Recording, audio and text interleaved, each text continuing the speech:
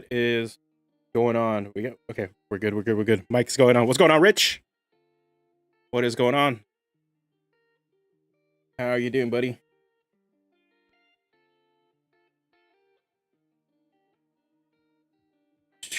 Oh man, I went to sleep pretty late. I'm a little tired, but we're gonna get this thing going.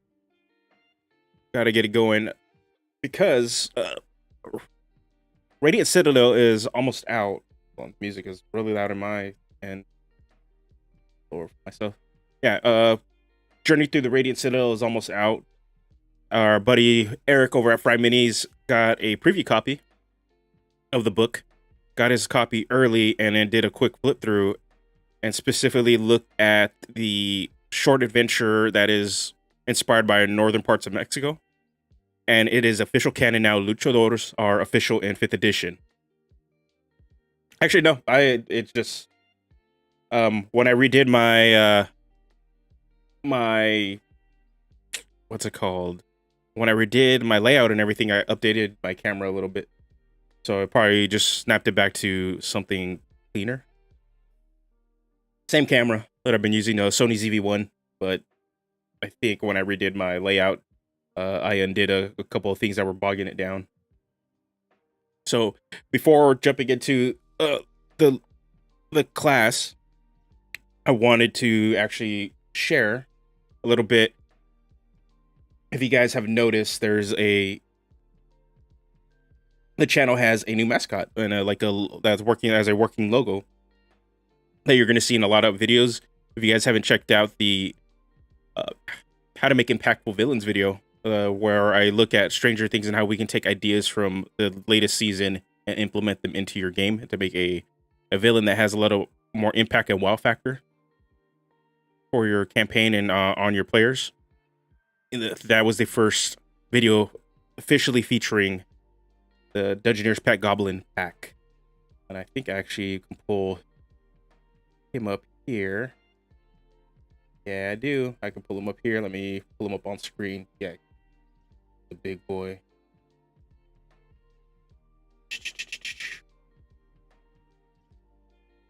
Let's do a little shrink. Okay. Yeah, so see him on camera. This is the Dungeoneer's Pet Goblin pack. But the artist, I wanted to give a big old shout out to her. She did an awesome job. Have her site right here. She was really, really quick. Her name is Sav. And yeah, go ahead. This must be the first step to becoming a VTuber. Get face rig, and then just get somebody to do a 3D model. And that's the deal. But she did an awesome job. She does really, really awesome work. You see, you're gonna pull up her portfolio. As you can see here, awesome. Has more of like a painting sort of style, but specifically with what I was asking for, I wanted a little bit more flat, cartoonish style. So she does really well with the animated style, but I just wanted a little bit more flat colors, maybe similar to this. But also, let me see if I can pull up. She also did. I might have to pull up her Instagram for it, but let me see. She also did Fry Minis Banner Hob that they used for their site for Banner Hobtober. So she was recommended to me by Julie over at Fry Minis, and yeah, awesome experience. And I recommend if you guys are looking for work, even for just characters, you can see she does amazing stuff with D&D characters, and you want stuff for commission to have your character actually visualized. Yeah, she's definitely somebody you guys should look to, especially if you like this very animated style. Yeah, so yeah, recommend it. Go definitely check her out. You can find her at Savvy, or let me put it in the chat. Let me put it in the chat.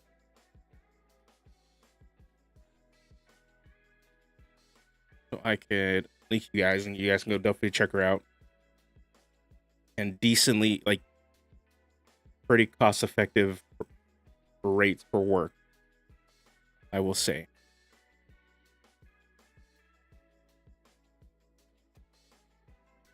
Here we go in the chat. You guys can check her out. Cool. All right, let's get started with the Luchador. So part of what I was doing and thinking, I've had a bit of a roadblock in terms of how I wanted to approach subclasses.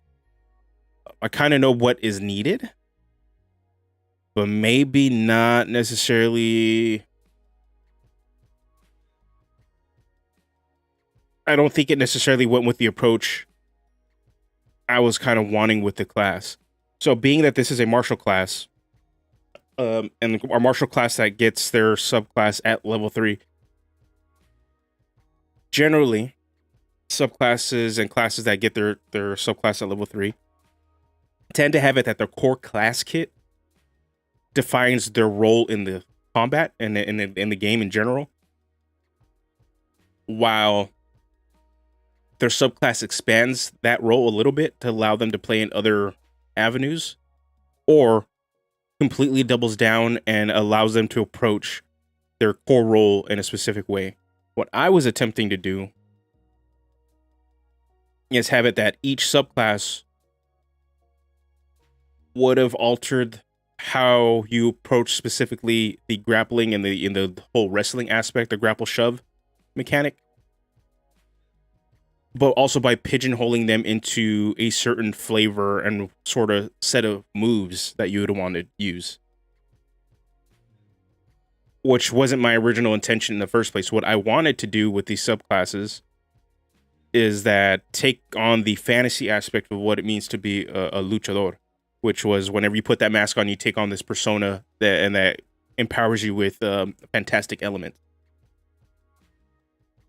So by going in a route where if you put on a certain mask and you're only going to be a certain wrestling style, which isn't going to be as fully developed, and it's going to be conflicting with trying to make sure that wrestling style fits on top of also trying to fit the thematics of that mask, I felt the subclasses were going to be a little bit like half-assed.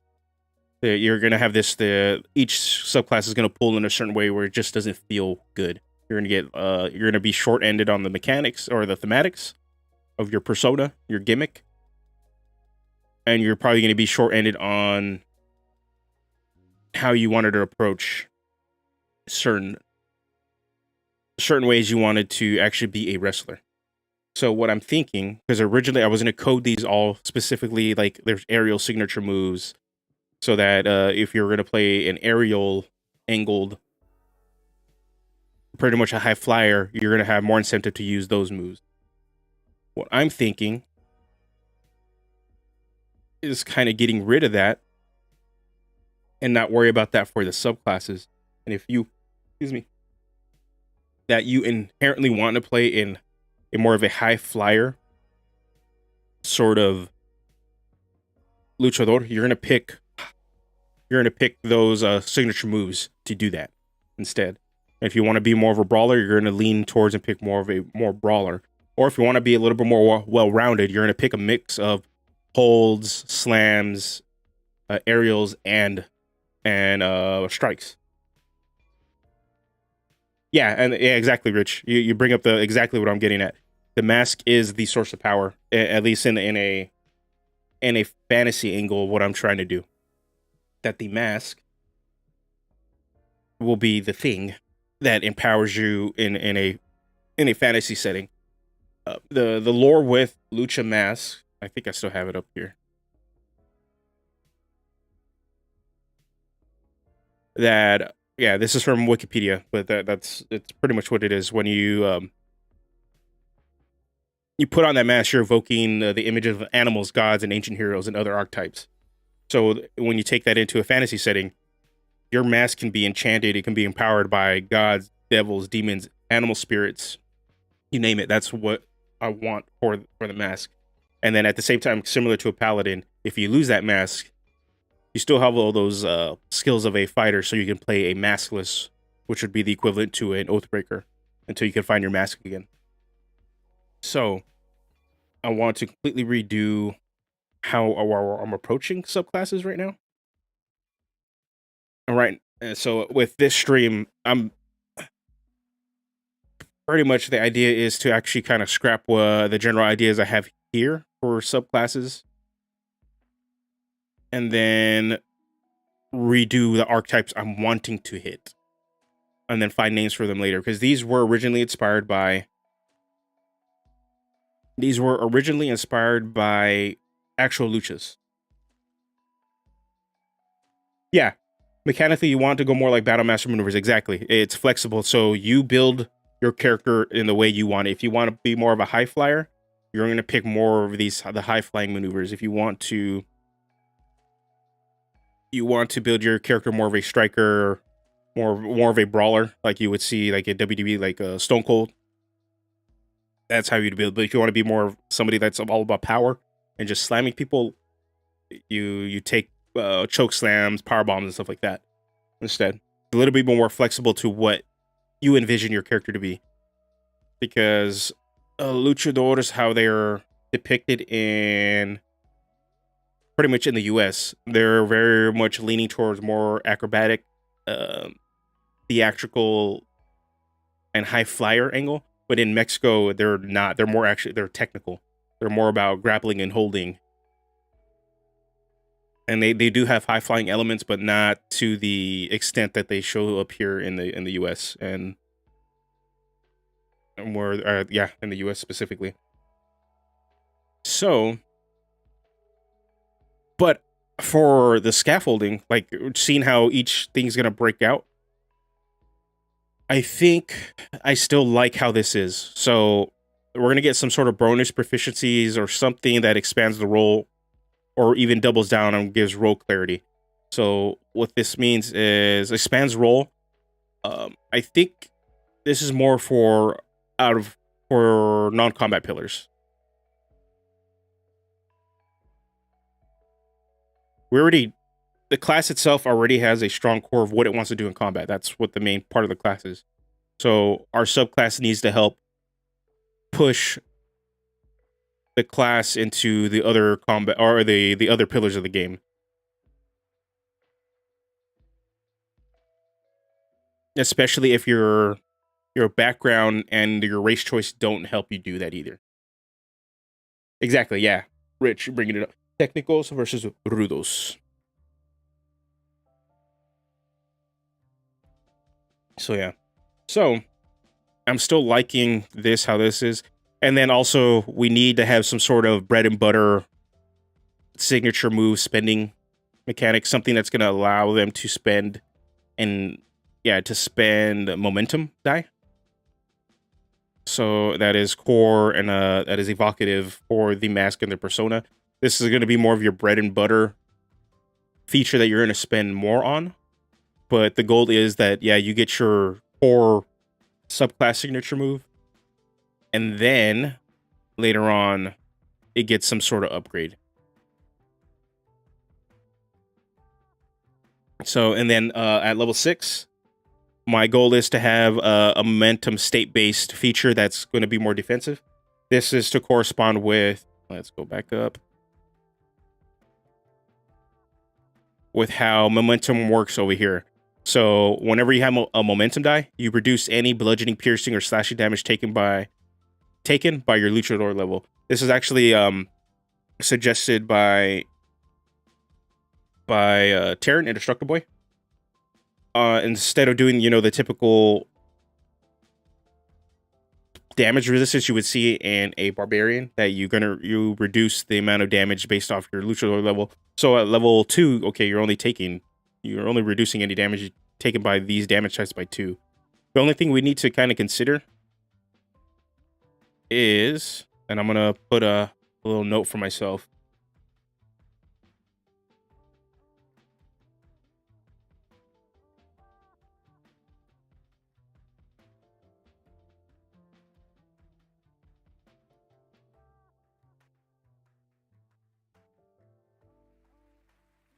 We just need to worry about some multi-classing concerns with this, because this would potentially stack with Barbarian, with Rage. So this is something we got to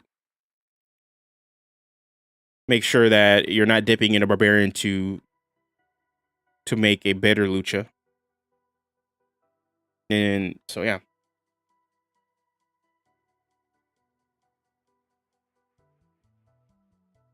So it might be one of those things that it just needs to be worded in a way that as long as you're not using any weapons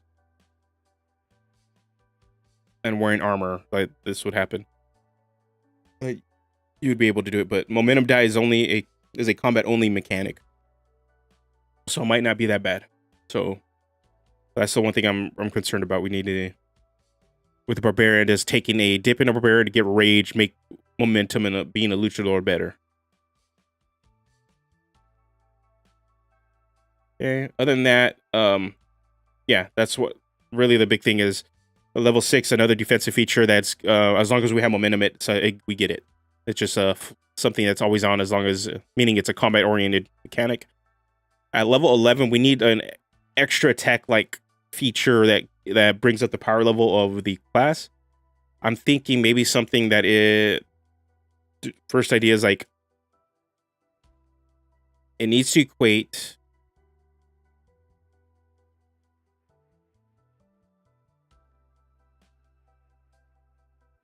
third attack. And let me pull up DND Beyond.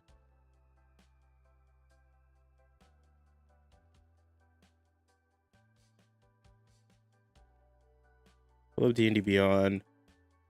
So we can look at what other marshals are getting at 11th level. So we kind of get a good idea. We know fighter gets the third attack.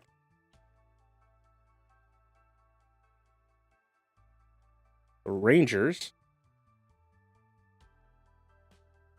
you could avoid the barbarian problem by linking momentum die with bonus action. Maybe. I think it'll just clunk it up a little bit. So that's one thing. I'm still iffy on how momentum die is going to play and how people are going to feel about tracking momentum. So that's one thing I want to get something finalized and have people play test, because I want to know if that feels good. Ooh, required concentration. That'd be interesting. That'd definitely be interesting for a marshal. Okay, there's the chart. Okay, so at level 11, rangers get a subclass feature, and then so they get a subclass feature. So let's look at the more recent ones. Let's see what they're getting at level 11. Okay, so they get Dragon's Breath here, so they get to hit more things. Oh yeah, that's not.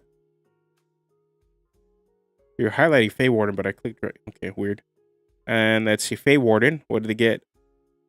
Okay, they open up their action economy and able to summon Fey as a bonus action, or summon it and then use their bonus action to attack more with the Fey. Let's see, Gloomstalker. You learn to attack with such on each of your turns. When you miss with a weapon attack, you can make another weapon attack as part of the same action. Ooh. See, they let you pretty much you get an extra attack. So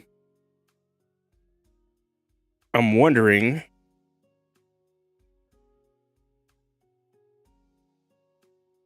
yeah, so we just have to make it so maybe they can use we just need to make it so that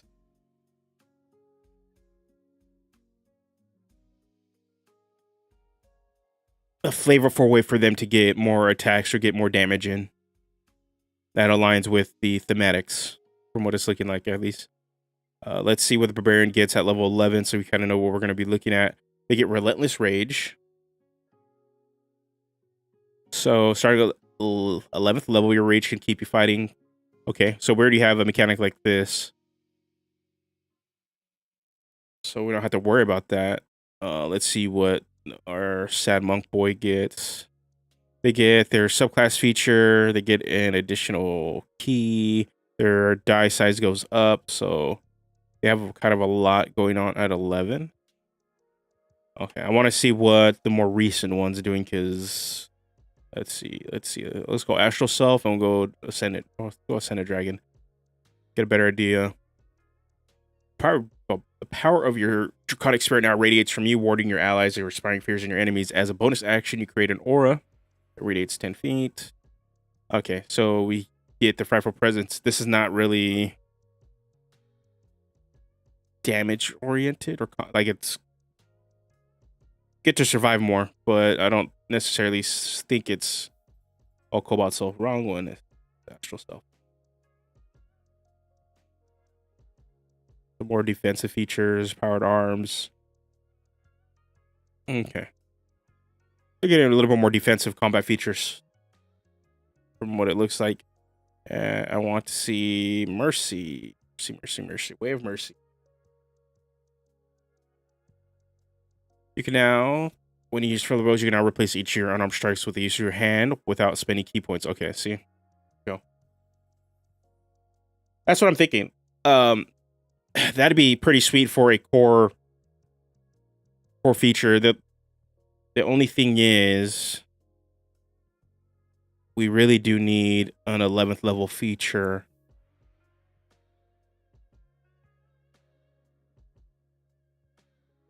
Because I don't think the spread between 6th to 15th feels good when it comes to getting your subclass stuff.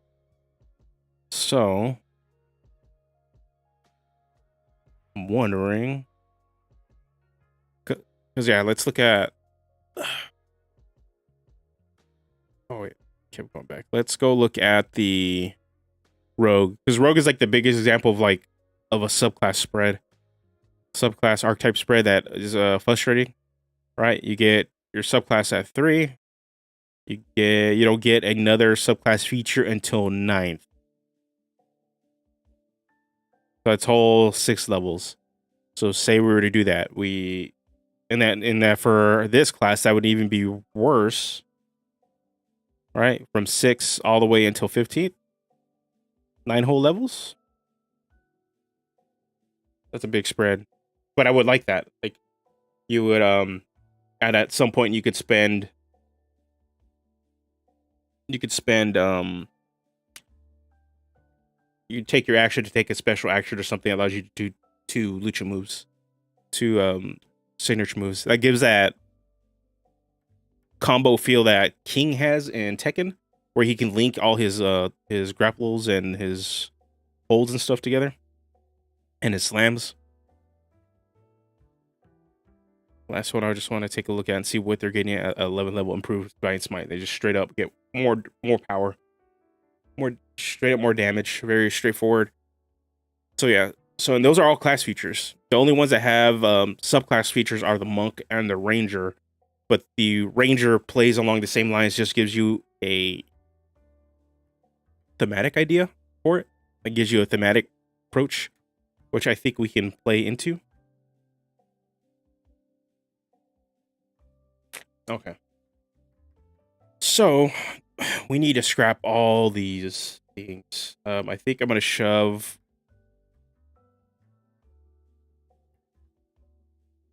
all this stuff. Okay. All these ideas. Hold on. Down below. Yeah. Cool. So the only one we know for sure we're keeping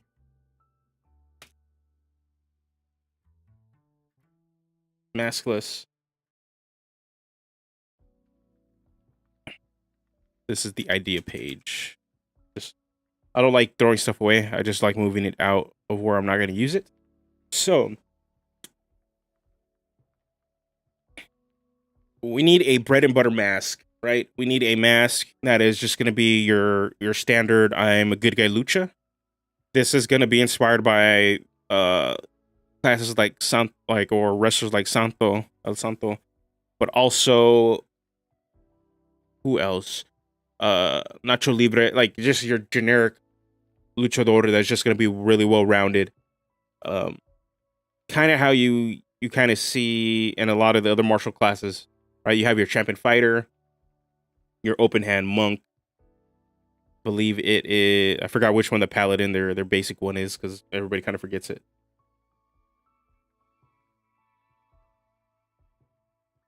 Actually, yeah. So I have it built in. Let me see where I have it. So when they get the at level 2, they get to pick 2, and then they get an additional one at 7th, 10th, and 15th. But pretty much whenever you gain a level in the class, you can replace a signature move. So I kept it that way. I'm still gonna play with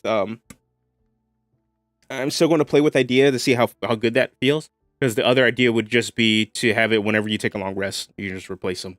I just have it as the level 1 right now, because that one seemed narratively feels a lot better.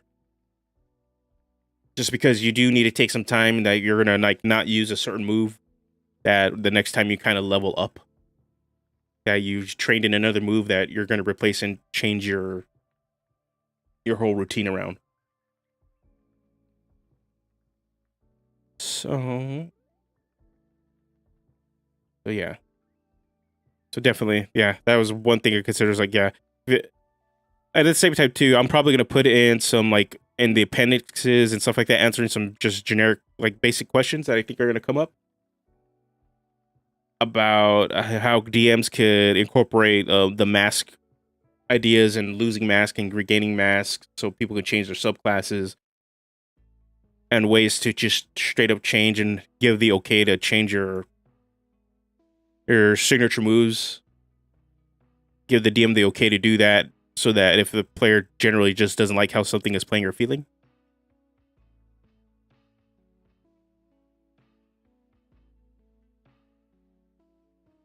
Okay. So we need...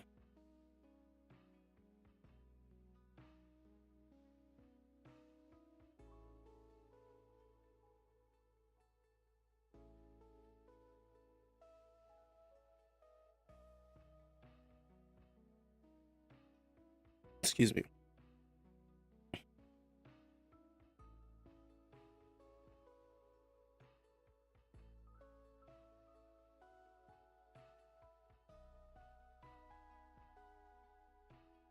Let's get the champion.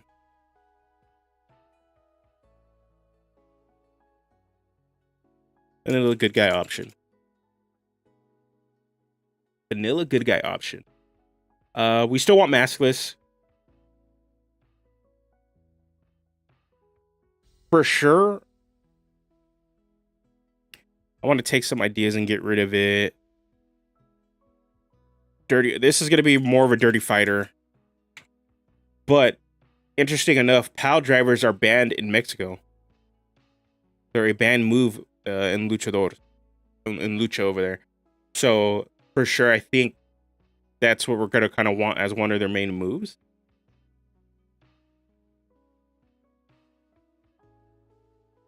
I'm wondering if there is a way, because 5th edition doesn't have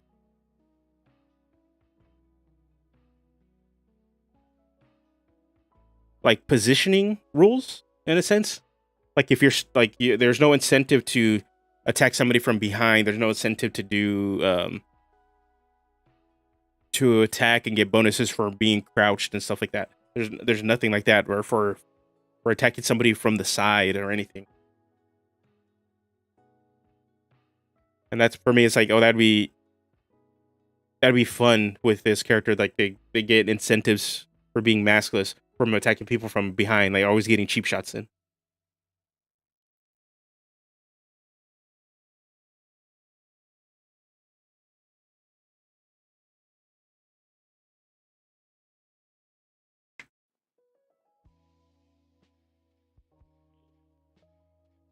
Ow.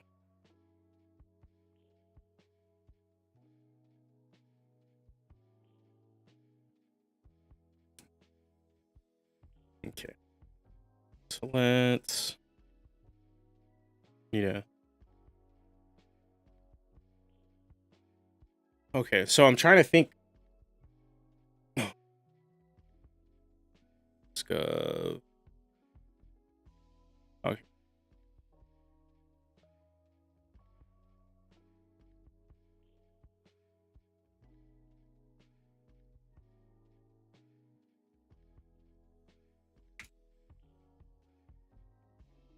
Yeah, so I'm trying to really rethink how we're gonna go about this.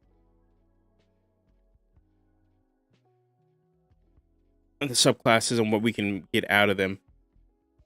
So let me put a couple other ones out because I want them thematic, but also actually kind of culturally tied back to Mexico a little bit. But also have some subclasses that are specifically tied to D&D.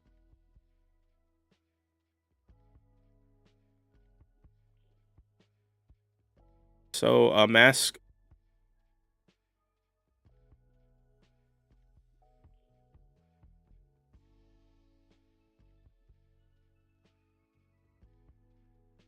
I think. Hey, thanks for stopping by, Rich.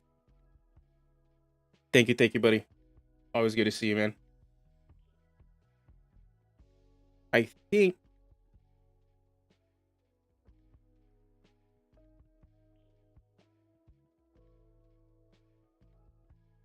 I'm thinking.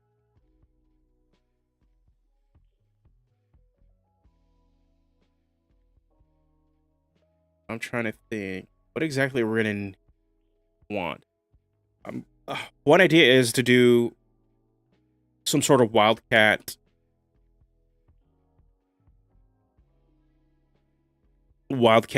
jaguar warrior esque subclass because no matter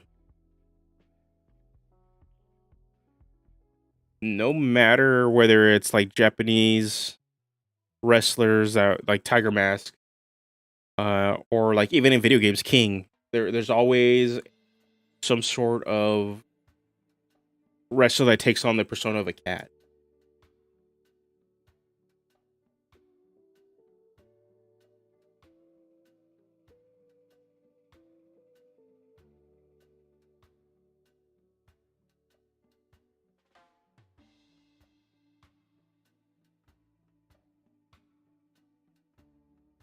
Thinking.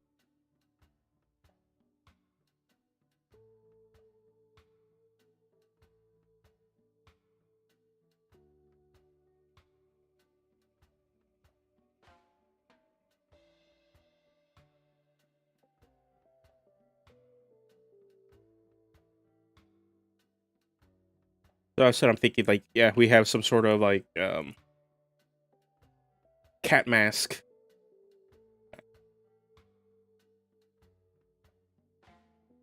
Well, I'm getting distracted like reading some of what I'm kind of looking at. Um, reading up on some Aztec gods, the jaguar god. Maybe draw some ideas from that because there's actual luchas that take on some of the stuff they pull from the Aztecs. So they're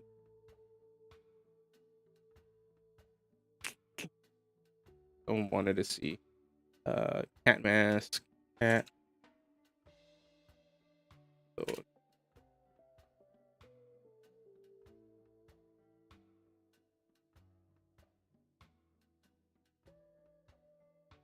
mm-hmm.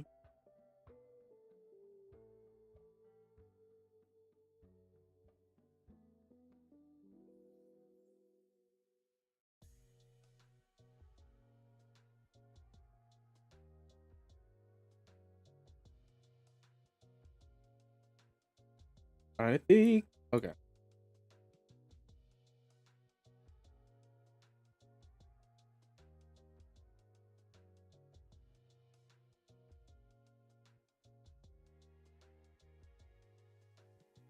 Ooh, I didn't see that the chat was all messed up.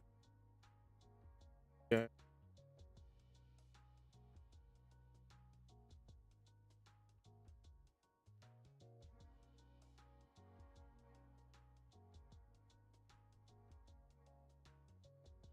Okay. Cool. There we go.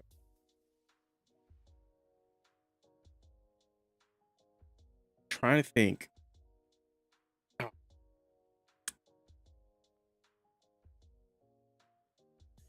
think. Okay. All right. Let me see. Trying to think of like general ideas, like what we can do with this. I do want like a cat mask. So what I think the general ideas I'm gonna put up. This is gonna kind of be like our survivalist scout, maybe, or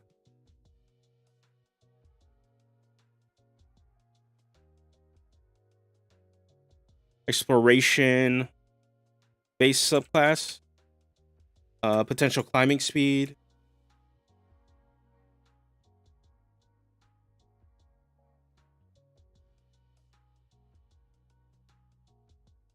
Perception. Perception skill on this one. Trying to think what else. We're gonna take on like the aspects of a cat. It's really what it comes down to. Um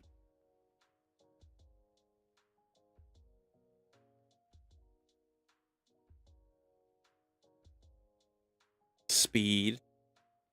Speed boost. Or feline agility. The big concern with this is like if we're gonna do this, we just need to make sure that Tabaxi doesn't go big stupid with it. Because if we do like a speed increase and stuff that I'm thinking that may happen. Um Feline agility, exploration based subclass, climbing speed, perception skill. I want this subclass to have more emphasis on.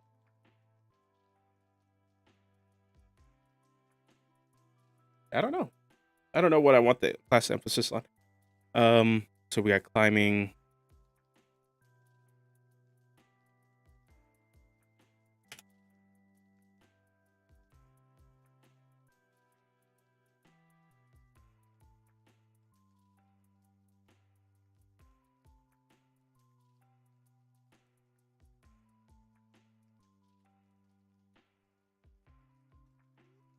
But hold on, I think we already have a climbing speed, so I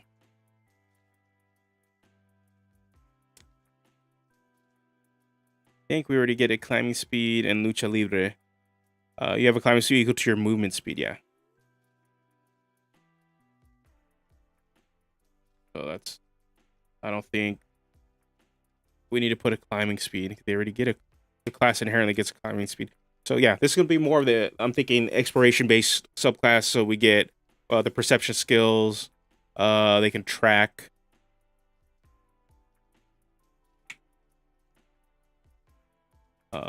Perception, survival, nature, animal handling. There's general ideas here. What we can do with it. Feline agility. They're a little bit quicker. Pounce.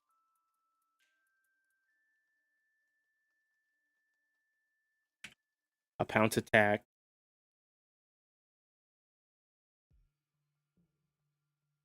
Idea could be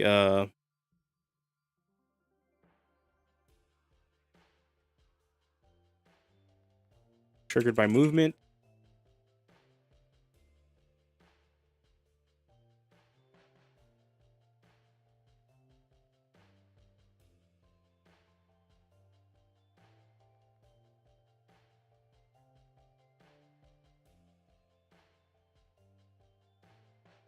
Into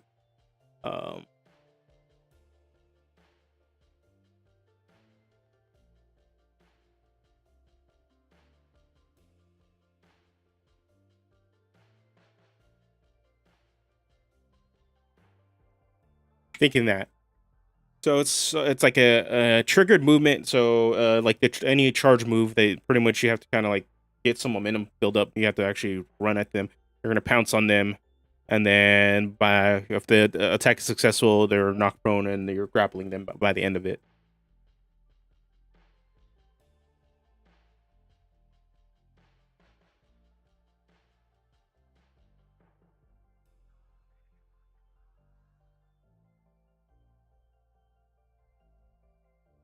maybe Hunter's Mark ability, something that you're kind of targeting.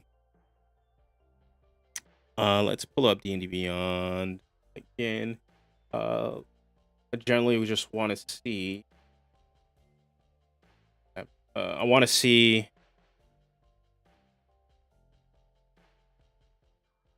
Tabaxi.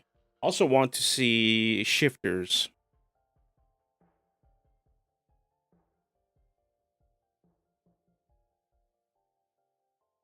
Let's see.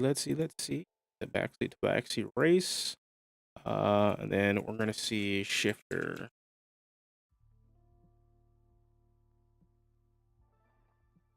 Because if you really look at it and think about it, there isn't really any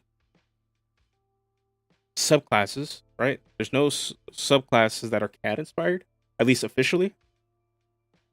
That I'm looking at it, I think the closest thing you're gonna get to any sort of quote unquote cat. Let's go to Barbarian. Barbarian is the only one with their totem, right? Path of Totem Barbarian.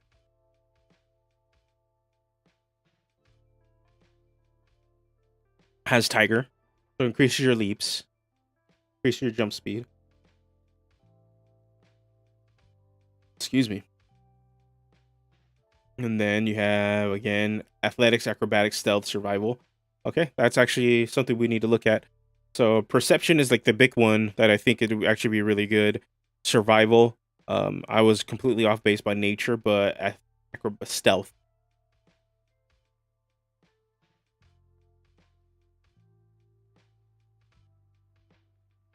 Stealth.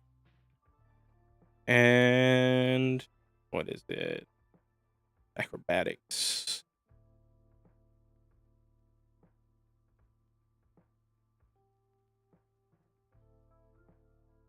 Okay, go. Let's see what else that they got. Tiger. While you're raging, if you move at least 20 feet in a straight line, see, this is where that charge attack does. I got that running jump. Okay, let's see Tabaxi traits. So they get cat claws, perception of stealth, dark vision, feline agility. When your reflexes and agility allow you to move with a burst of speed when you move on your turn in combat, you gotta go fast. All right, shifters on the other hand.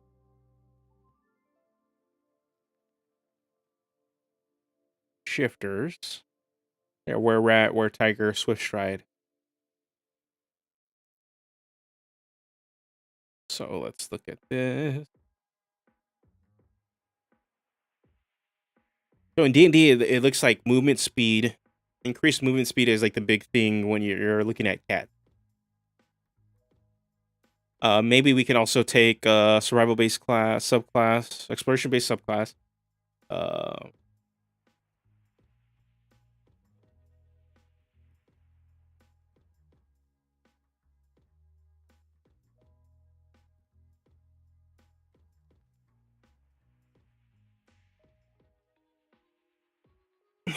Something, maybe a combination of the two. A hunter's mark like ability or a sneak attack like feature.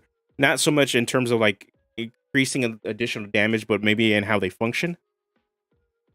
Either so the idea of the hunter's mark, it's like you're playing this cat powered creature, like you're powered by a lion, a jaguar, or whatever, panther, and then you're tracking your prey, like you're marking your prey so that that specific one that's marked, you get a bunch of additional benefits beating the crap out of them, which I think plays into the idea of what I want this class to do in the first place, which is a single target controller, where you're just going to pick a target and bully them and then move on to the next one after. Like this class isn't going to do well with attacking multiple targets. So the only thing with the sneak attack idea is that you have to set up certain conditions to get the extra benefits. Pretty much have an ally next to them, like you're trying to get cheap shots in. But I think a hunter's mark ability fits a little better.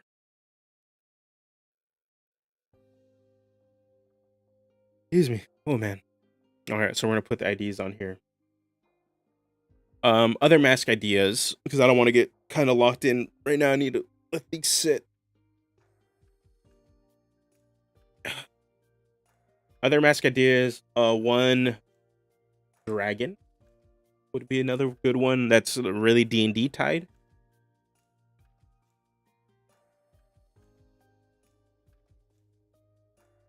Another one. I'm thinking. Another one that I'm thinking of.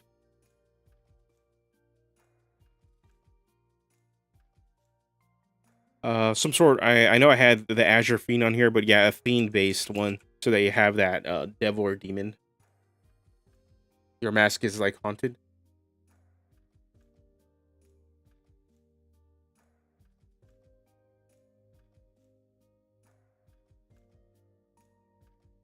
Ooh, man, excuse me.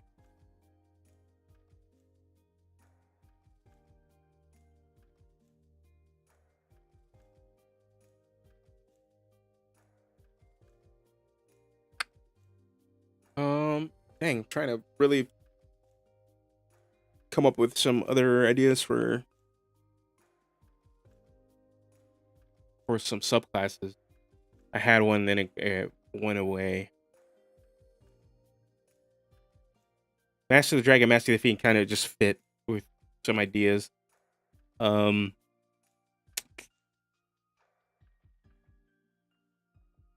Let's pull up.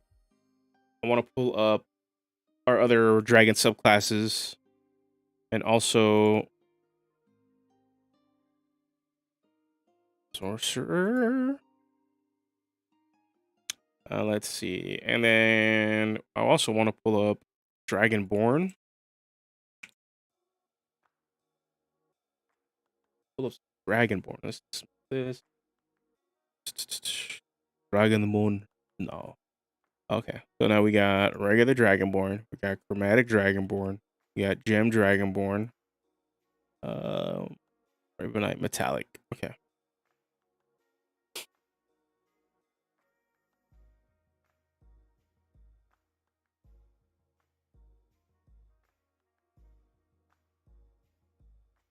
So the thing with let me get to the dragons, and you're gonna see kind of like my general problem with subclasses, because they all kind of do the same thing, right?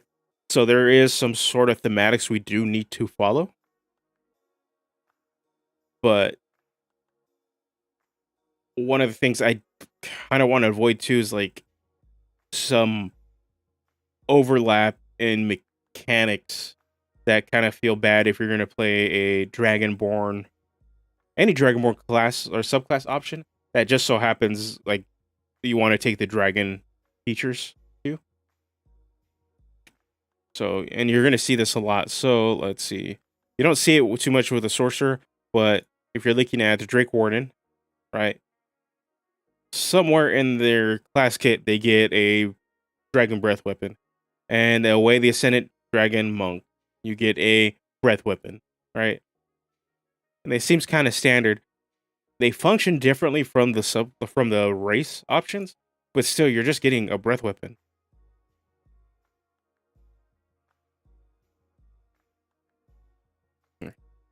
You're legitimately just getting a breath weapon. So, and then we're seeing with Dragonborn. Okay, what? You get a racial option that's a breath weapon. There has to be more to dragons than this. There gots to be.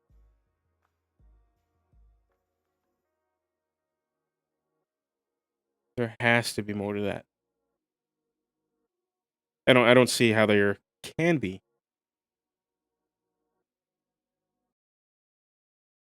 Okay, so let's put some general like ideas down.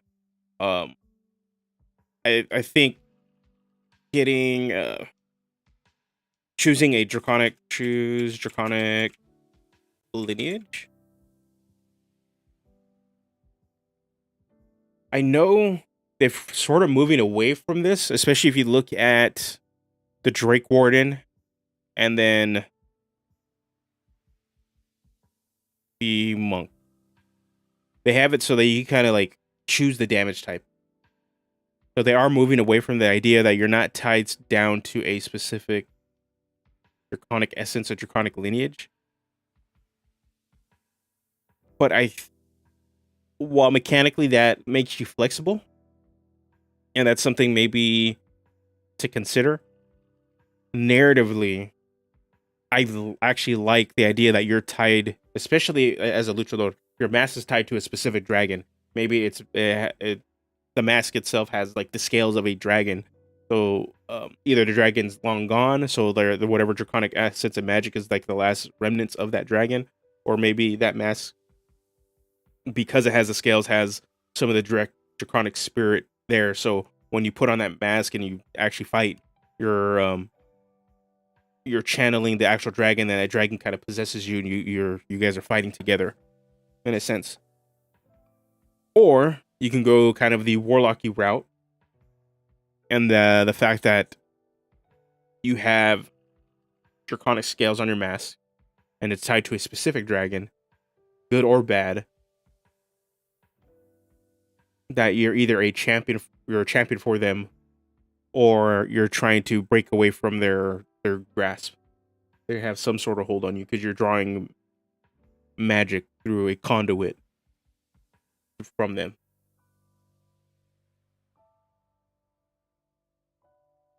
And having it tied to a specific damage type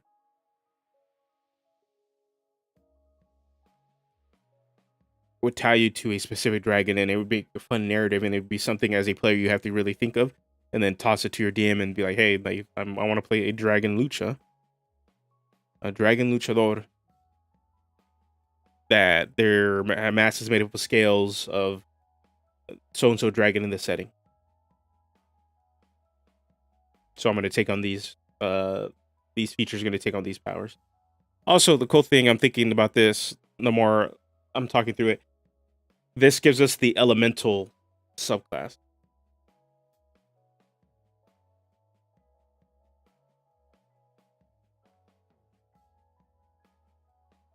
So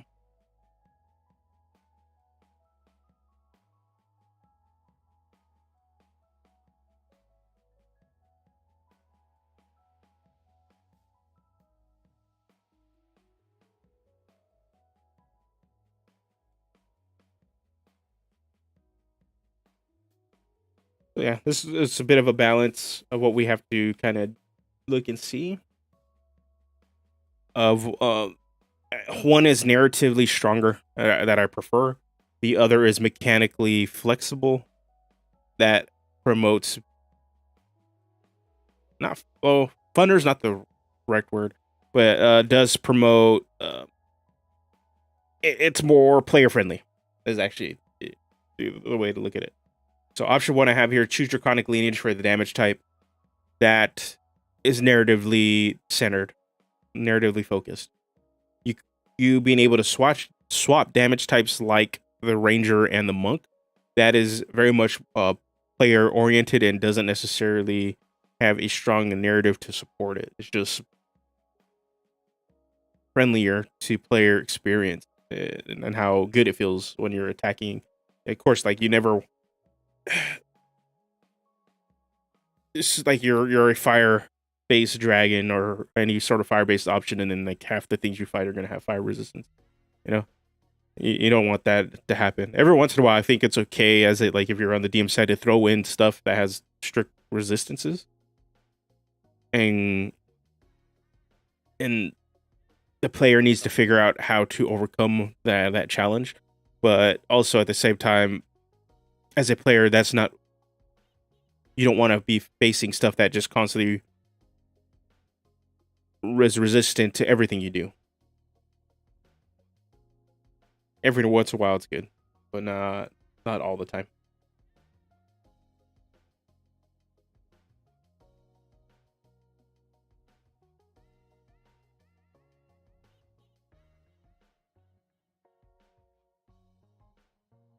So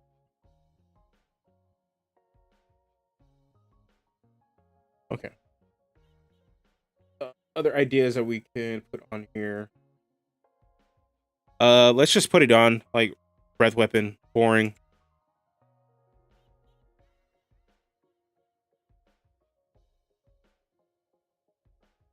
Dragon hide.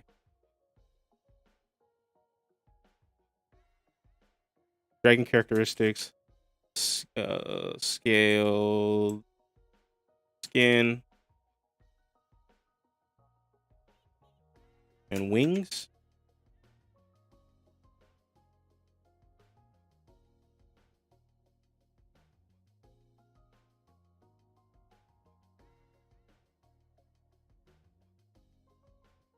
Pretty much like, yeah, other options. So means improve flight and yeah, it's pretty much what it means. Improve flight and improve AC. That's pretty much what they kind of have for Drake or for our Draconic Bloodline Sorcerer. Pick a damage type, you're resistant to that damage type, and then your Draconic scales give you better AC, elemental affinity, Draconic wings, Draconic presence.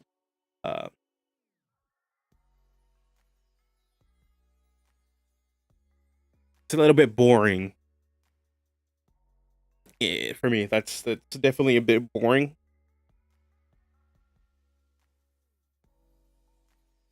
I'm thinking, to be honest, we're probably going to drop the breath weapon from this subclass. And I want to come up with a different kind of draconic signature move that's flavorful, but it's exclusive to like it for the lucha. I want to play with other aspects of what it means to be a dragon for this. Because for the defensive feature, if we're looking at level 6, it kind of writes itself, right? You get, okay, say you were to pick a draconic lineage. Okay, well, part of the level 6 feature is you get resistance to that specific damage type as long as you have momentum die, and then probably get extra bonuses or something, one or two extra things while you have momentum die active. Maybe that's where your draconic presence kind of kicks in and stuff. And then maybe later you're gonna get some mobility of flight or something like that. But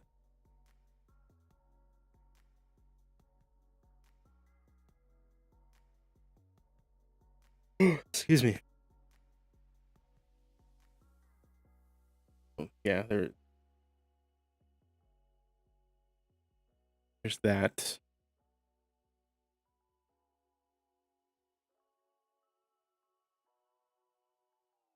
Skill ideas, I'm thinking if we're gonna kind of expand into other things, persuasion, intimidation.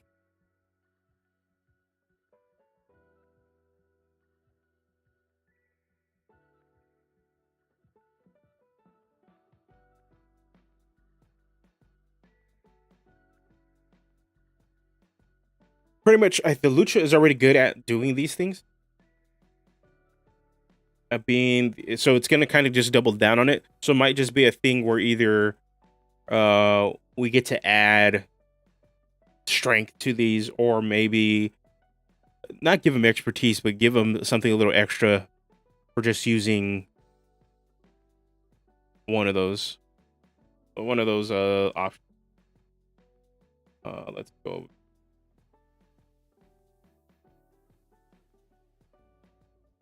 Okay, I just want to nail down what I want out of the Mask of the Fiend, and then I'm actually gonna call it early for this one. I was hoping to be a little longer, but I'm getting like actual tired. I didn't sleep too much last night, so I might take a little nap. And then I gotta prep for my game later tonight. So we're gonna be taking on some salamanders. We're making a trek down inside a mountain to go find the go find the fire giant's stronghold, so that we can stop them and the dragon that has been pretty much being a puppeteer in the background from unleashing an unstoppable war machine, this fire giant megazord thing from going around and going and killing stuff. So most definitely,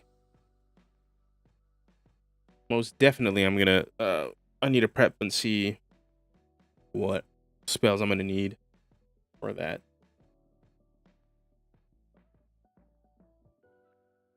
Okay, Mask of the Fiend. Journal ideas. Okay, so what we need to look at. Let me close all these. We're gonna look at Tiefling. We're going to look at Warlock. The Fiend Patron Warlock. I'm trying to think. The Fiend subclasses, there needs to be more of them. They inherently can work well with multiple multiple classes. A Fiend Sorcerer that you have Draconic, or not Draconic, you have Demonic or Devil Blood, and everybody's like, well, you're just gonna be a Tiefling. Yeah, why isn't there why isn't there a pretty much Tiefling the subclass? Why isn't there that? Because there's gonna be some worlds where Tieflings aren't there. They're not tied into the world, but people want to play with the narrative of being tied to demons or devils in some way, and they don't want to play Tiefling. Tons of narratives like that I think work. Same thing with Genasi. I see that also.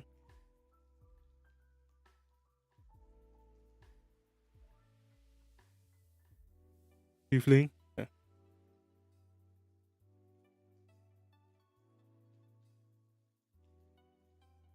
Mephistopheles Tiefling. Okay. Yeah, variant Tiefling. Tiefling. Man. Tieflings with Mordecai's Tome of Foes pretty much getting shoved to the background because Mordecai's Monsters of the Multiverse came out. The additional Tiefling options not being on here now. They're just legacy content and most likely won't be reprinted. It kind of sucks. I don't agree with them just using Monsters of the Multiverse as a pretty much a hard patch, like a definitive patch. I think they should have just allowed all the books to be out there and then allow players to kind of pick and choose.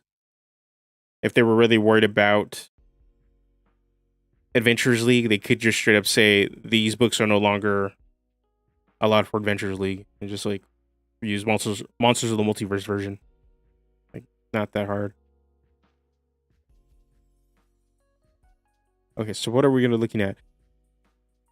Tieflings are under a spot because there isn't any.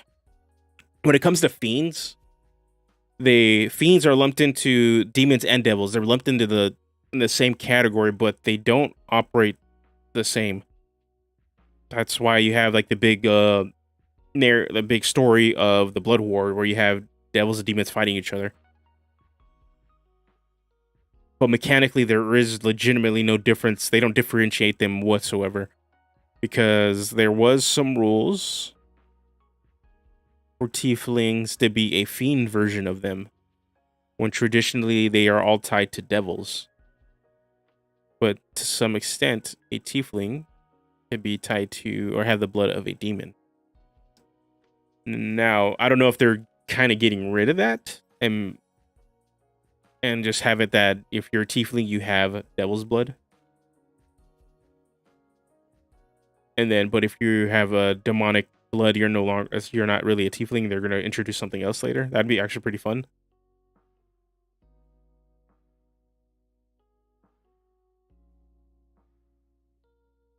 Okay. So what are we getting? We're looking at Tiefling. Oh man, I can't spell. Intimidation. Tiefling. Charisma. Okay. Again, another charisma base. Charisma skill. Upgrade proficiencies.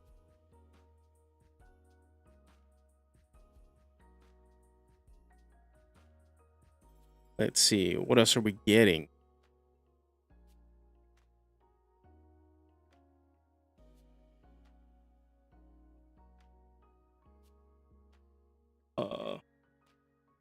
social focus is what we're seeing. Lots of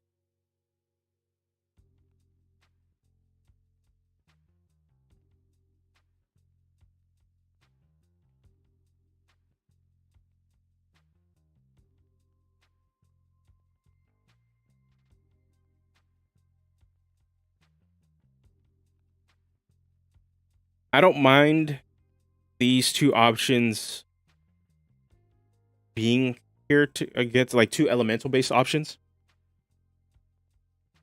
Mask of the Fiend is exclusively fire based.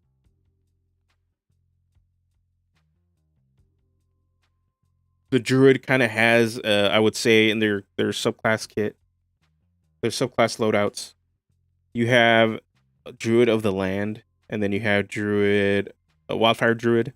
Druid of the Land, you could pick a land type, and there's one that's kind of geared a little bit more towards fire or heat based. I could be misspeaking, but I would assume, I'm making an assumption. Let's look at it. Land Druid, just to make sure. Circle the land, and then we had to pick a land. Circle, like grow, desert, blur. Da, da, da.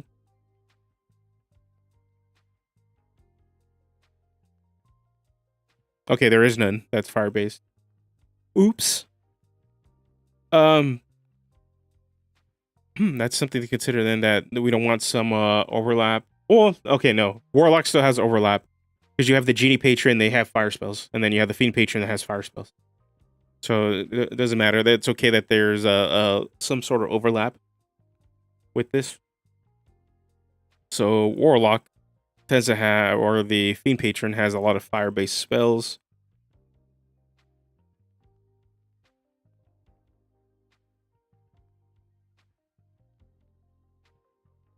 But this one might be a little bit more social forward. That's gonna expand their face roll a bit. Be a bit of a manipulator.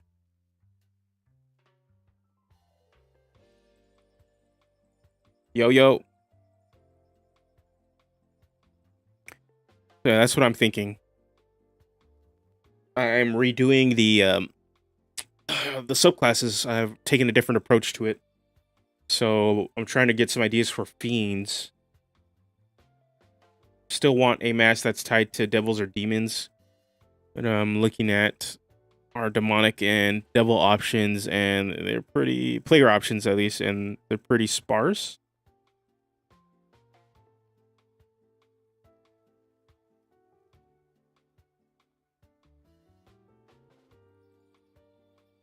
We got the variant tiefling.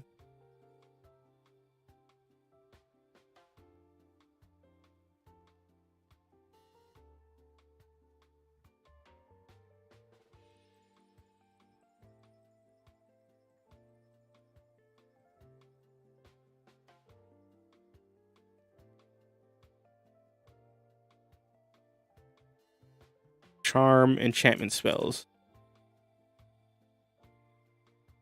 Pretty much what a fiend really is.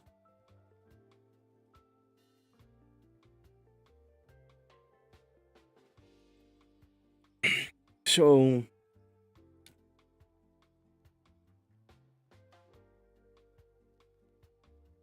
I'm wondering, in terms of lucha, like, how do we put that? I think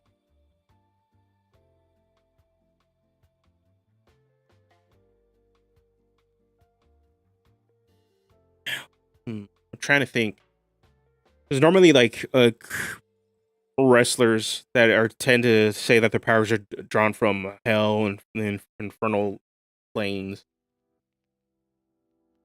they tend to not be smooth talkers like what you would expect, like out of like Satan, Lucifer from the Bible, but then also Asmodeus, and how he's often depicted as this very silvery tongue god.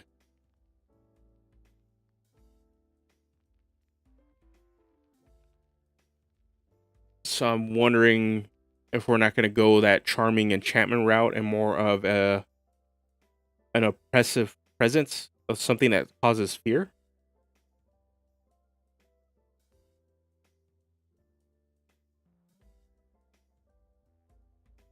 I would say yeah. Or hold on, let me see. I want to make sure. So one thing I'm trying to like not do is overlap with class features. Uh, so we already get that at level 14. You have advantage on being frightened from being frightened and charmed. So I'm thinking our fiend is going to be a more aggressive approach to.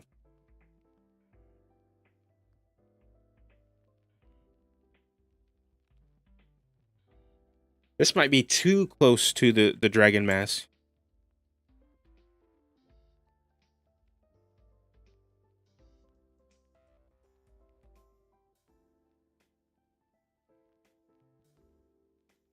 Attack and defense. Um,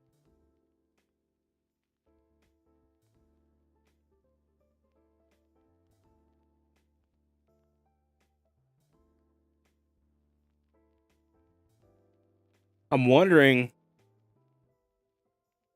Let's pull up some demons.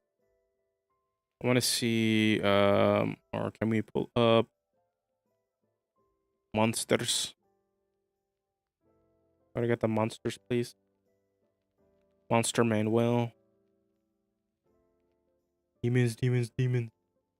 So maybe we do take a different route. Like we don't go like devil. Maybe go demon, spawn of chaos.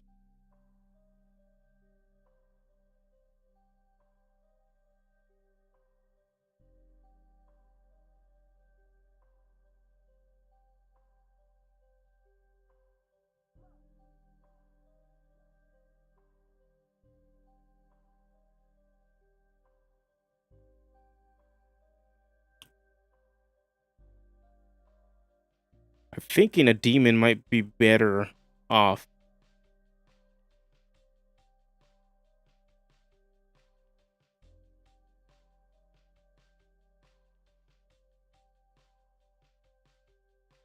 The heck, bro? Okay, here we go. It's like where the hell are all these things? Okay.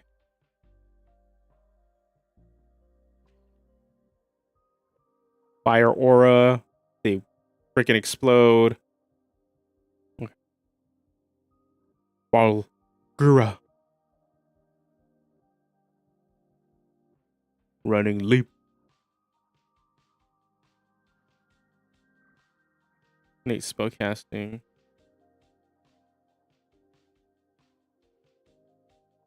Um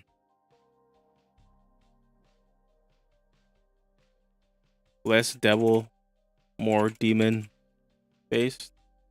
Uh Demons are chaos, lack of control. Maybe this was kind of more like they're a little bit more reckless. The subclass, like they just I don't know. They trying to think like how would this recklessness and still be like this intimidating, self-imposing beast would play out. I keep thinking of Kane, but I want to think like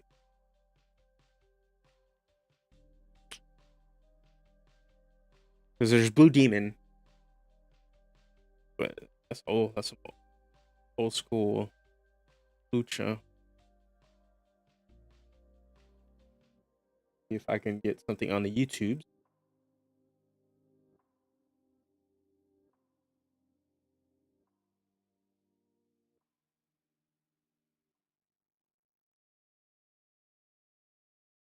Oh dang! You can find the 1970s movie Santo and Blue Demon versus Monsters. It's on YouTube.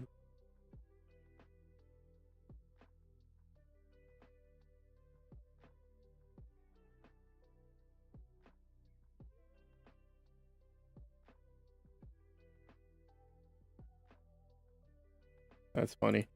I don't know. Lack of control.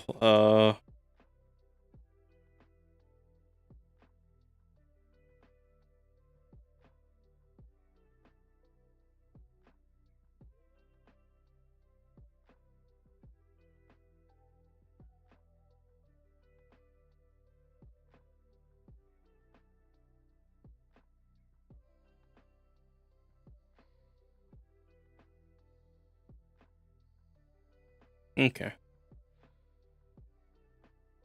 Trying to think. Other things I want to do. Okay, let's. Okay, my brain's kind of like getting fried right now. Other things I want to kind of look at doing. Let's gonna put this here. No, nobody said you can copy all of that. No, no. We're just gonna put this here. What the heck, bro?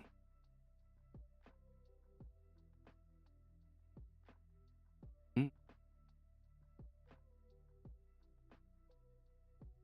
maybe. Okay, it's gonna be the last thing I'm gonna do today. Why is it doing this? Or hold on, I know what it's doing. Uh, it's bringing up everything from the previous page, so I wasn't doing anything wrong. Okay, magic items, baby.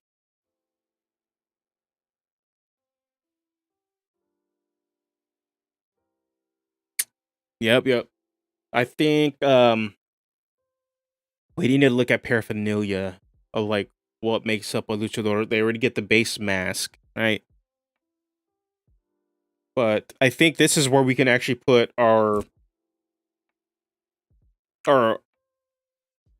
homages to the luchador wrestlers. So yeah, so some of the iconography of luchas is the cape. We could put a championship belt. Championship belt.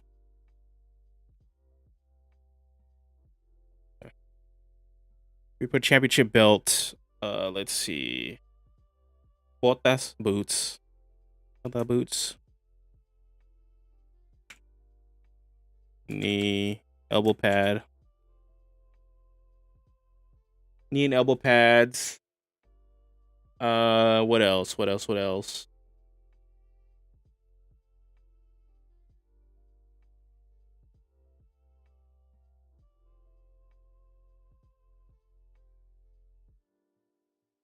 Where to get the mask?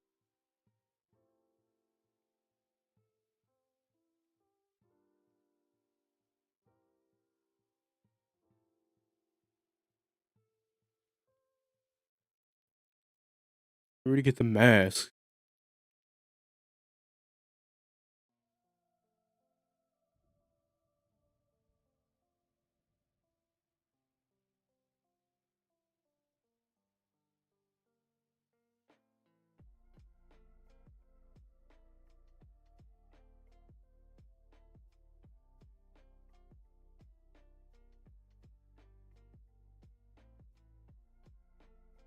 Uh, Santo. Let's see if we can find what he wears. Yeah, his championship belt. He has his cape.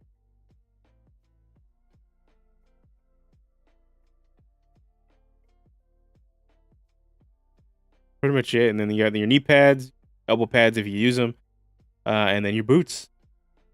That's like for a small bit of like magic items that are going to be geared towards that. That should be fine.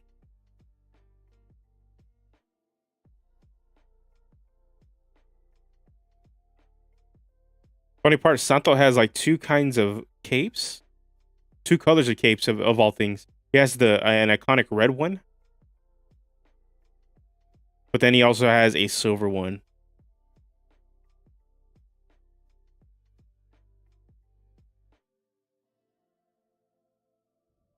That's interesting.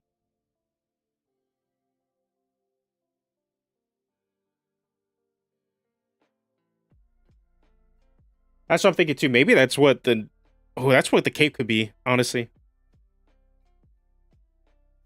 that could be the cape.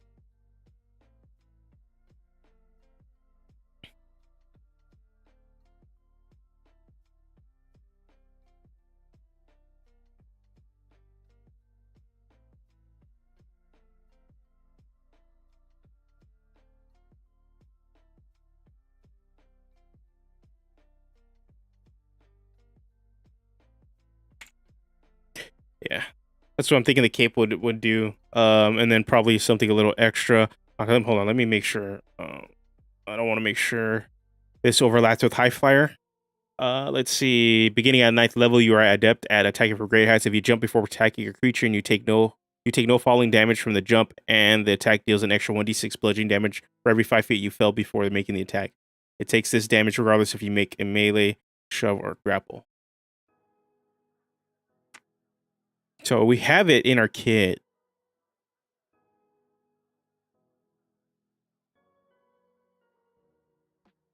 I think this needs to get cleared up a little bit. Again, but we have it in our kit, but I'll still keep it as like a magic item. I'm wondering too, though, right? If these magic items should be exclusive to where are they at? Where I'm dumb. Here we go. Here we go. Here we go. These are the old ones.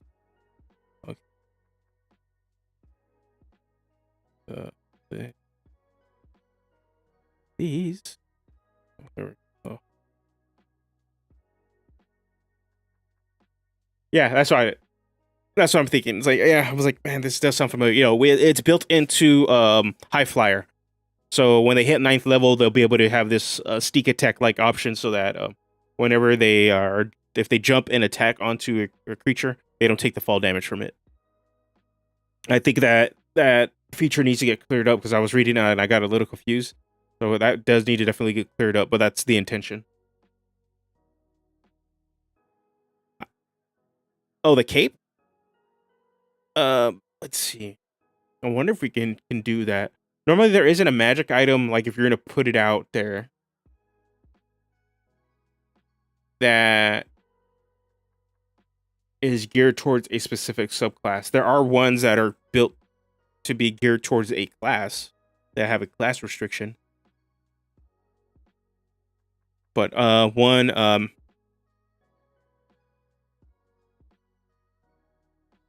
don't know why it keeps changing my font.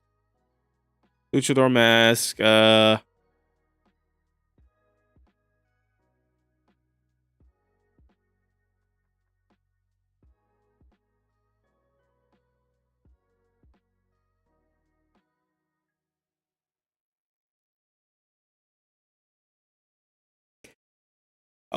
This mask, the Luchador mask, is mainly there, and I want a magic item for this, and maybe even a feat. I don't know.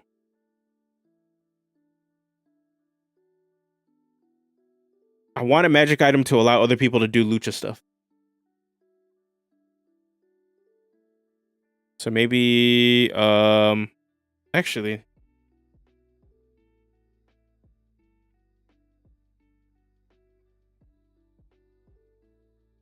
let's just put this here.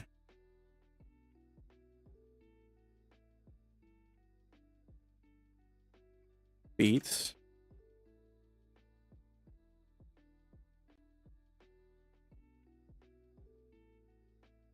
This is gonna be, is there a, I need to see, is there a word for like a new lucha?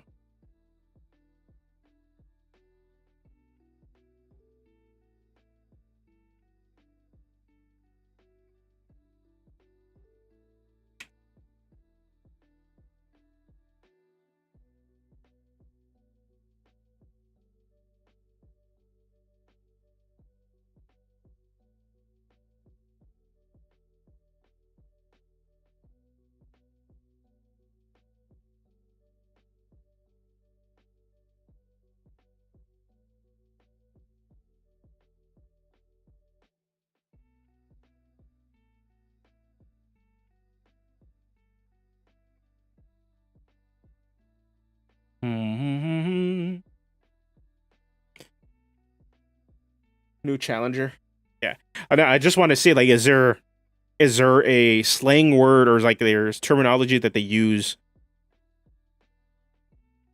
for them that refers to like a baby wrestler, like just a brand new wrestler?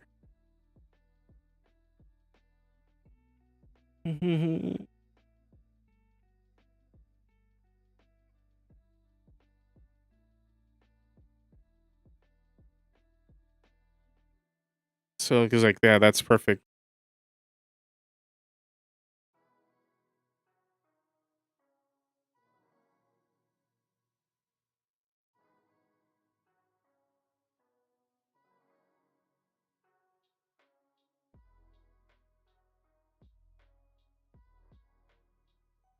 So I'm thinking.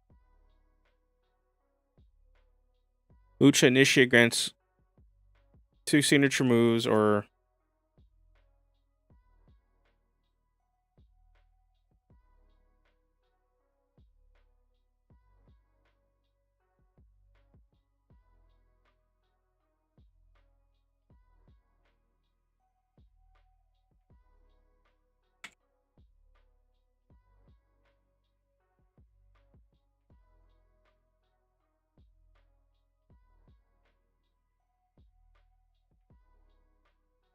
okay, here's general ideas of this feat because I'm gonna kind of base it off of like the maneuver initiate one. Let's put in there. Okay, signature.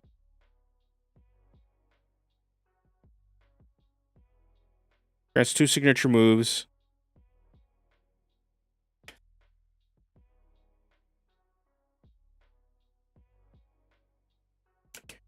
Can only use one of the 2.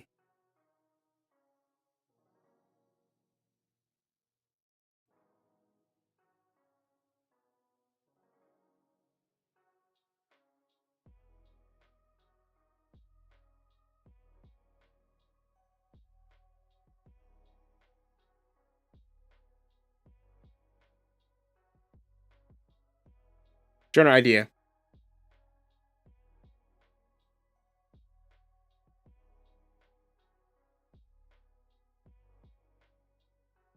Lucha verde.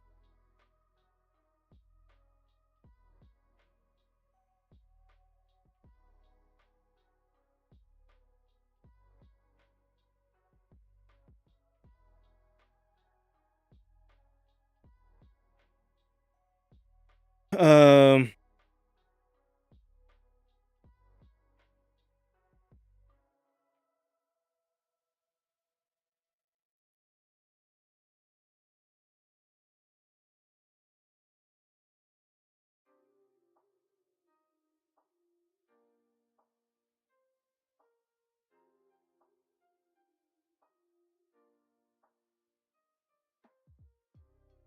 So.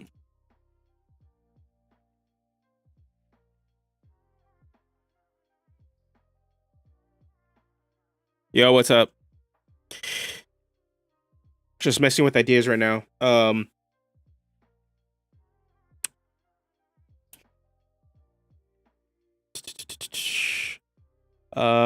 So for those that haven't been here, pretty much I'm completely reworking the subclasses. I finally I mentioned it in the Discord. But I'm changing my approach to how I want to do these based off of how other marshals handle their subclasses. Um, Reiterating what I said earlier, marshals that get their subclasses at level 3, their core class defines what role they have in the game, mainly in combat. With some of them also dipping into other like other pillars of the game, but mainly like their role is heavily defined. Their subclass allows them to approach that role in different ways, or expands that role, or expands their roles in the game in a different aspect.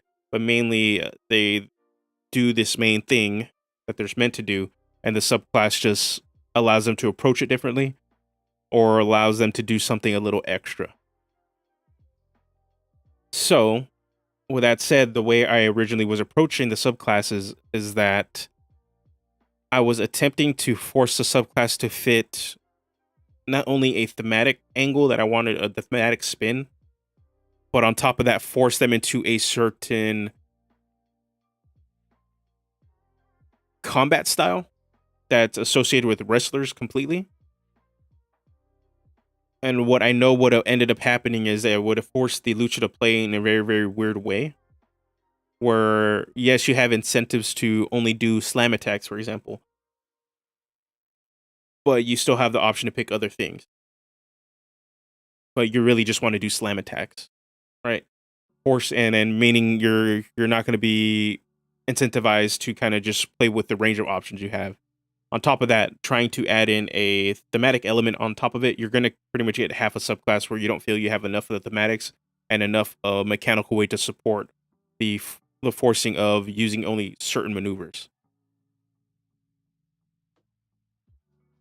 So instead, I dropped the idea of forcing a maneuver style or a signature move based play style. And now we're going to just go heavy on the thematics. Mainly because I'm going to have enough signature moves here, and you're going to have the opportunity to pick and choose what you want. That if you want to be more of a high flyer, you have the options to do that for yourself. You want to be somebody that's built more on grappling, you have the options to do that for yourself. Or you want to be more of a striker, you're going to have the options there to do that. Or if you want to be more well-rounded, you can pick and choose all the ones you want. And mainly leave that into the player's hand to do that.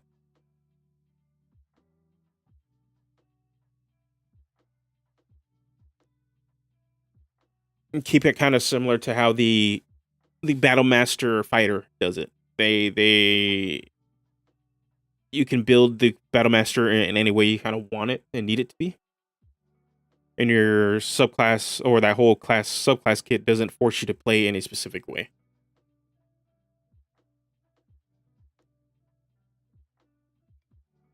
So yeah, so that's the general idea. So like moving more in towards the thematics and having these subclasses take on those thematics, but also either alter and have the gameplay expand their non-combat pillar roles a bit, or double down and reinforce some of their combat roles.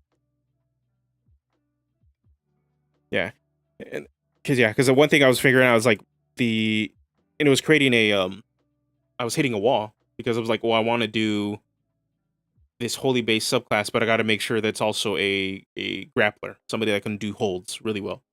Kind of two weird themes you're trying to hit, especially you're trying to at every level give you something flavorful. So that means like some of these original ideas, I just moved them down. We'll come back to them later, or we'll move them into magic items or something like that. Because I do think there is space to help. I think there is space to kind of help certain like signature moves, but I think just flat bonuses all around to make signature moves cheaper or something like that would be better. Meaning I don't have to codify all these moves anymore, and maybe I don't have to make as many and worry about making differentiating effects for it.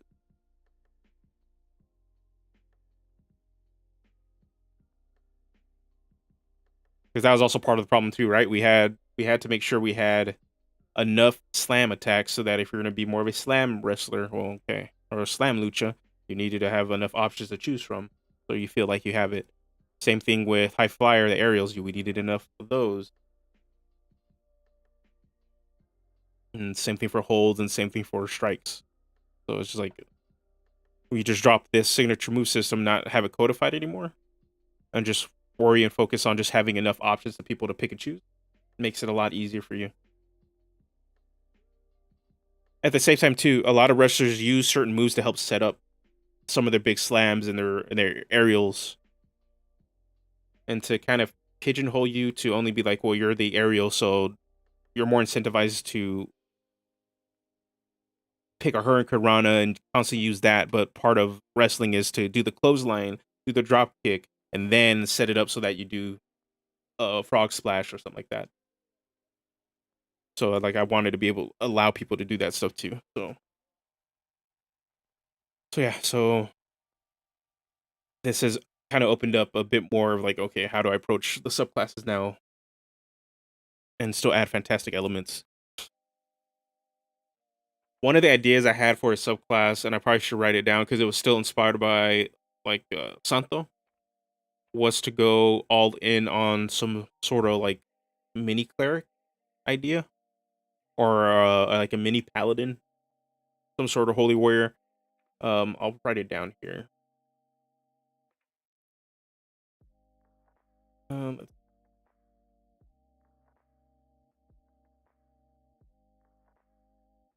General option idea was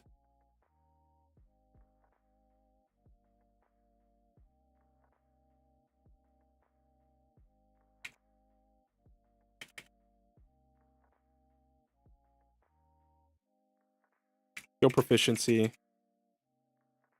Player chooses a domain, and this would probably be the most expansive freaking subclass because there's so many damn domains. I probably would limit it, excuse me, to the PHB domains.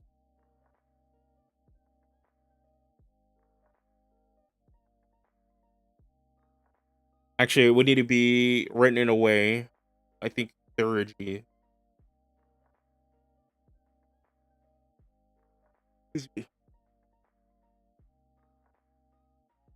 It had to be written in a way that, because I don't want it to be like the theurgy unearthed arcana wizard, and I'll show you why. Pull it up.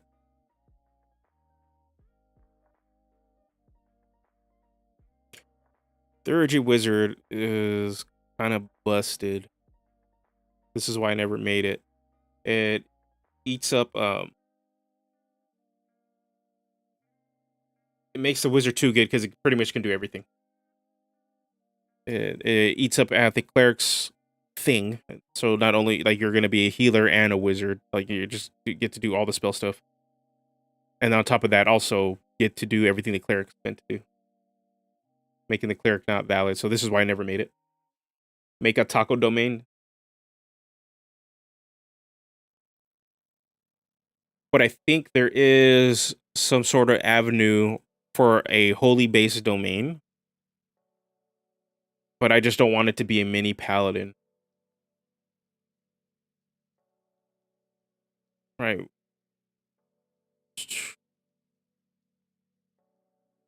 But yeah, you're gonna see here, like you get channel arcana and you get pretty much their arcana, their channel divinity features, and then every other level you're legitimately just grabbing features from the cleric domain you chose. While this is like cool mechanically, yeah, for a class like the wizard, it's problematic because they get access to pretty much all the spells.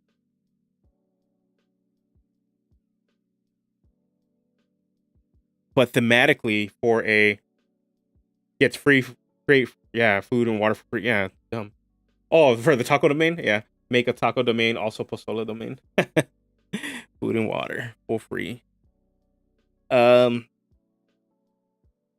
But the reason I like a holy domain or a holy subclass based off this, because it plays into the idea of like you're taking on the power of the gods. So maybe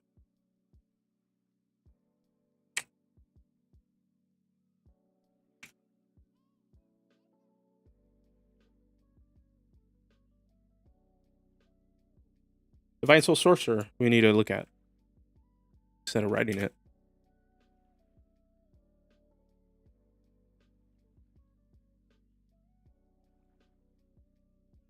Let's go D&D Beyond. Divine Soul Sorcerer.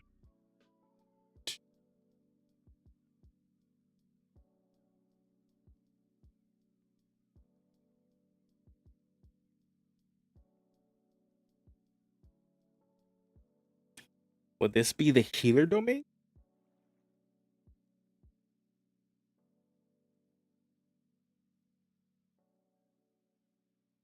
Find magic.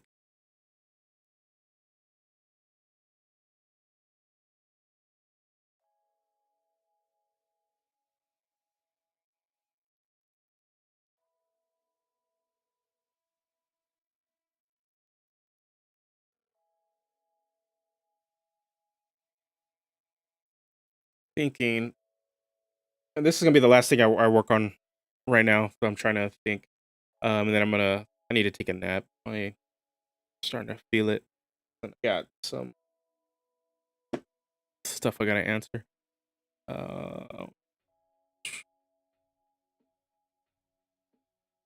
So maybe instead of picking a domain, we pick an alignment.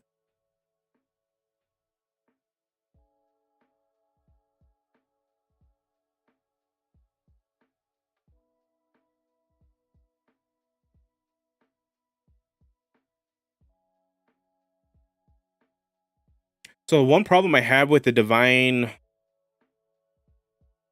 soul is that when you pick your divine power, all right, so we have the alignment axis on here, but you're only allowed to pick one,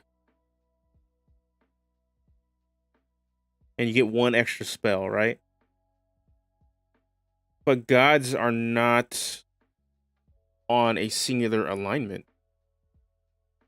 Their domains are, if you're looking at the two axes of the alignment chart, all the gods fit on that cross section between the like two alignments. So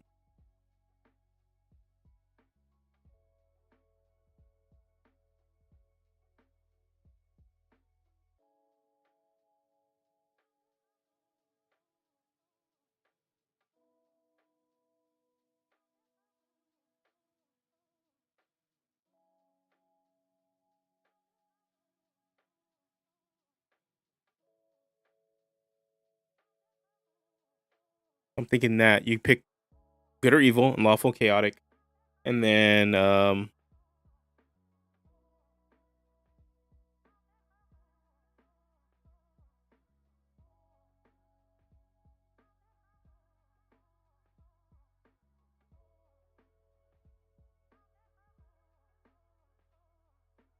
oh, that sounds good too. I like that idea. Maybe pick a god of a different body aspects, so strength, dex, or con gods.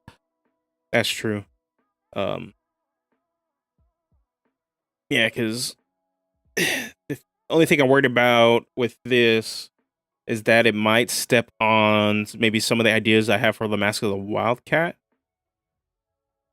But I think taking on the aspect of a cat, a wild, like pretty much like a lion, tiger, or jaguar, doesn't step on the idea of like if your mask is like from a jaguar god or something like that. And the Mask of the Saint,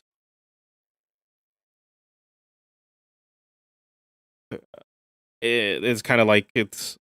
I don't mind having subclasses that give you more, like a little bit more choice and options to choose from. I think that's actually sick, especially like you go the draconic lineage. That's the Mask of the Dragon. You're gonna. I prefer the picking the dragon lineage for the dragon type. The Mask of the Saint. I actually like the idea of picking an alignment. It's the easier way to handle picking a domain and not have to worry about making multiple features for each domain.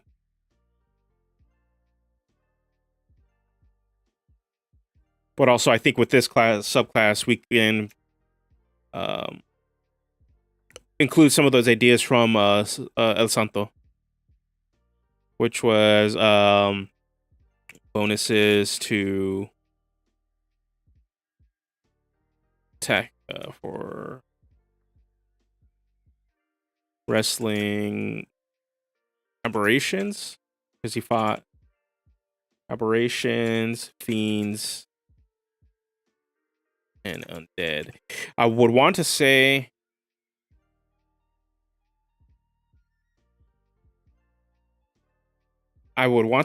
shifters too, like shapeshifters, but shapeshifters aren't a coded creature type. Else that would be on there too. Because he fought werewolves.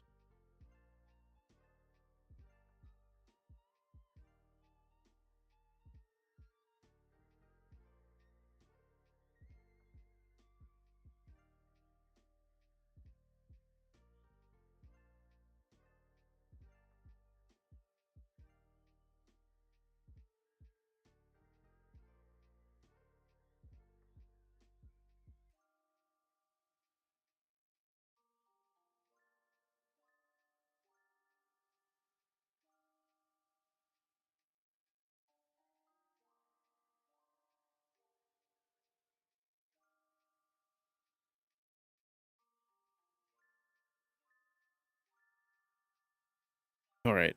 I think this is all my brain can handle right now. I gotta let some of these marinate. But I'm liking this loadout for subclasses a lot more. I think the only one I would want to add, we got to figure out what our basic, like, good guy, like just a basic lucha subclass is going to be. I think that one's going to be the one that's going to just kind of push the playstyle a lot more of like I'm the wrestler. While these have all these all these extra thematic ideas. Like I'm the dragon lucha, I'm the holy lucha, I'm the lucha based off cats. I'm the dark one. I think another one, oh, we still got to do that like bad guy. I think one based off of like tag team or like that's based off of working together and setting up a lot would be pretty sick. Okay, shape changer is kind of is like doppelganger is monstrosity shape changer. Yeah, it's weird. It's so weird because like you also want to do werewolves and werepeople. So are they considered humanoid? Parentheses shape changer. Weird, weird.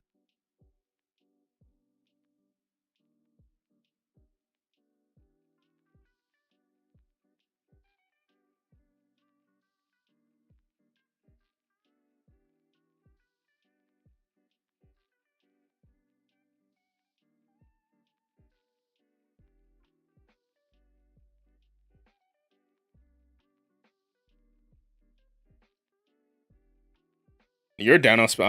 I'm Gucci on spells, bro. I'm good on spells. Where I'm going in the fight like with actually like a good set of spells. But I do think our characters need a long rest so I can switch it up. Um, I want to keep trying out my character's melee stuff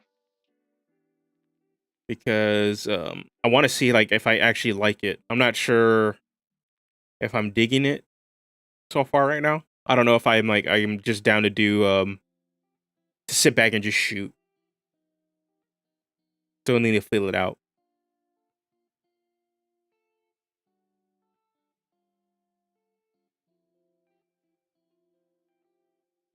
Okay, yeah. I need to let this marinate a little bit more. But I'm liking this other idea.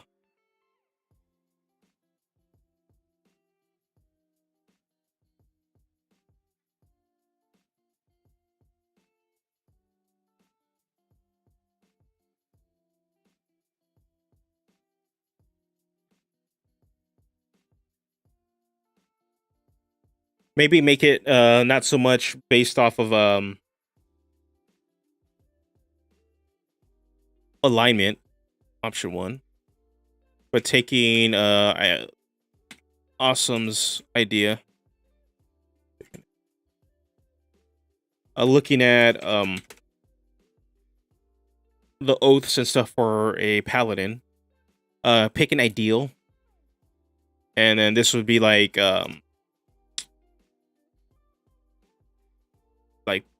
example power, or and then victory, and then we need basic, we need super good, and we need super bad.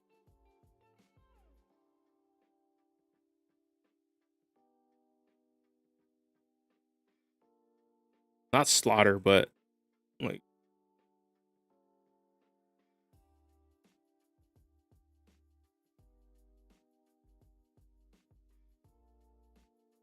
domination, power, victory.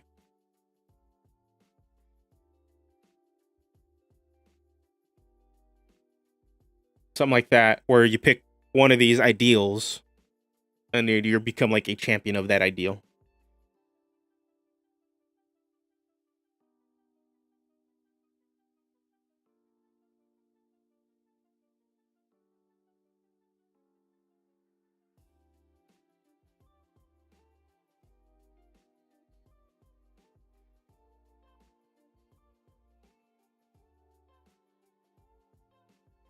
So, but yeah, something like that. Presence aura. Damage type.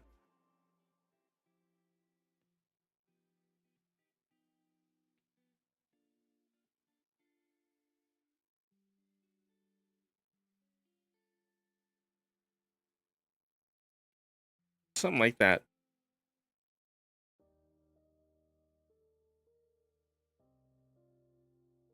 This technically could be Mask of the Champion, to be honest.